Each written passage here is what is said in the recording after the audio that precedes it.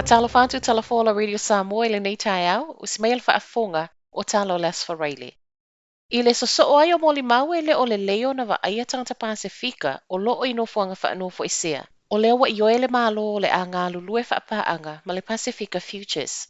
O le aso ana nafi na ripoti ai e talafose tasi ngali i Samoa na toe wala au lava i la ua le ambulance e o ai le fale mai I Aukilani.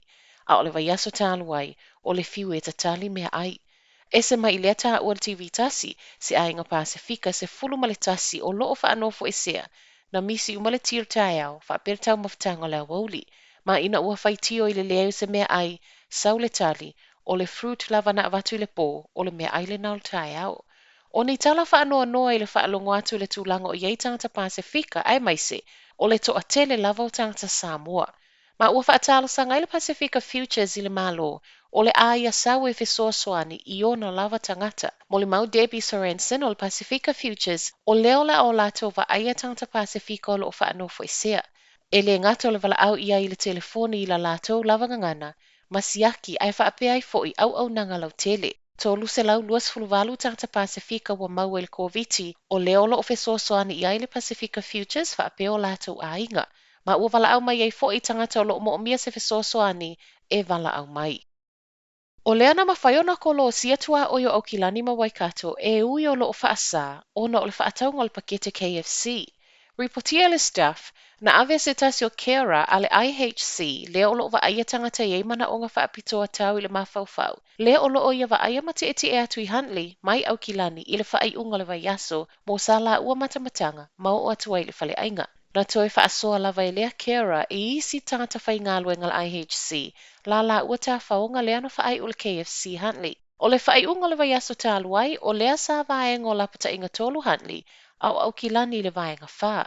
Ua tali ele sui al pule ngal IHC i lea tangata whaingalue nga mawha manatu e ta tawana no nofo i tatonu Aukilani a o iai pia i vaenga o lapataiga wha.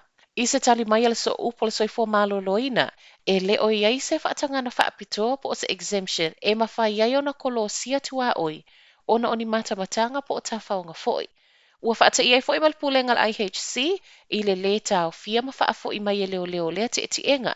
Ai mai le ofiso leoleo leo lo o whaia siaki ma poloka i tuaoi o Aukilani, e le iai so lato silafia i lea mata upu.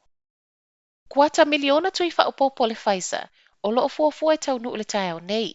O le sawasawa te leo le anu le tui taimi a o yaini usila atoa i lapataiga vaenga wha. Se ia o mai lava ina ua se se atu isi a ai vanga na ai Aukilani. Na vave ai ma le anu o tui a o lea ele i Taunuu le uta tele na mai a whaatulanga mo le masina fou. O Spain lea e sa waile nei uta tele ma ua tautino te mai taipale mia Jacinda Ardern o le ata leo le lei o le mafutanga New Zealand ma Spain, ma ui whaaftai ai fo i le presidente o lea malo. E le o mawhaiona whaamauti no mai, pe fia le tawa le uta faavave ua au mai ai tui mai Spain. Ua tapuni e leoleo se tasi o bucha i Aukilani. E ui o lea i ai pea Aukilani vaenga o lapataiga wha. E le o mawhaiona tatala butchers po o fale fasimanu. O le fiafia Richard Hogg, lea e ana ina le Victoria Avi Remuera i tū la fono o tāpolo i ai. Na malia i lava e solita i ala, ai tatala pia lana pisinisi. O le ua Faatonu ina i leoleo Hogg, wa tataona tapuni lona fale o loa lea o lo o foina mai tangata Faatau, le ava noe anga i atua i e click and collect. O le click and collect, e le o whaatanga ina i vaenga o lapataiga wha, o lo iai nei Aukilani, ta lia ai na o le kiliva. E o lava fo i lea le kiliva whaatau a tangata o lo o whaatoa ai atu, e le o fiafia i Hogg. I tala o le staff, e le na o Hogg e le o fiafia i le whaaiunga o lo tāpuni ai pea butchers ai tatala dairies. Sau noa i le whaipula Epsom o ia fo i le taitai o le Act, David Seymour, wa tatawa na toi ilo tū la fono o lo o lima taitai nai fe whaatawa ingol koviti. O le sona nafi lea nasia i leoleo Hogg malana pisinisi, ma e fōlinga mai e le na o Hogg le pisinisi lea pitonu o lo o whaia whaasoli tū la fono a lato click and collect.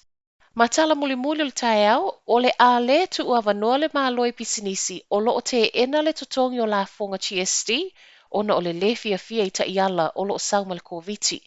Tu sama le tolu se fulu pisinisi Aukilani wa ripotia, fua o le a taofia GST ona o ta iala o lo o sauma suinga o le lapataiga vaenga lua.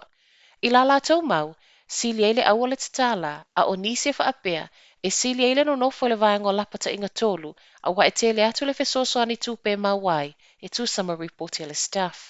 O le amatanga o le vaiaso na sa waisuinga fo o le vaenga o lapataiga lua, lea e whaangata i le 5 tangata e mawhai ona whaatasitasi i totonu o fale. Tausile 2 mita, a toa ma le whaamalo sia o le whaonga o ufi fofonga, le ai se siva e whaatangaina, ma e tatawana no nofo o mai lalo. O le fiafia te leo ia pisinisi wa sa wai maletala, e le totogia lato GST. I le tali mai ai le minstau tupe Grant Robertson i lea whaaiunga, na ia whaailoa, o loo whaawau pea ilo ilonga le malo i vaenga uma o loo a afia ai pisinisi. Ai mo i lato wa mawhau e le totogia GST, o le a le tu avanoa i ai le malo pe wha maa ngalo foi. Tala nao le nei tae au, manuia nei aso.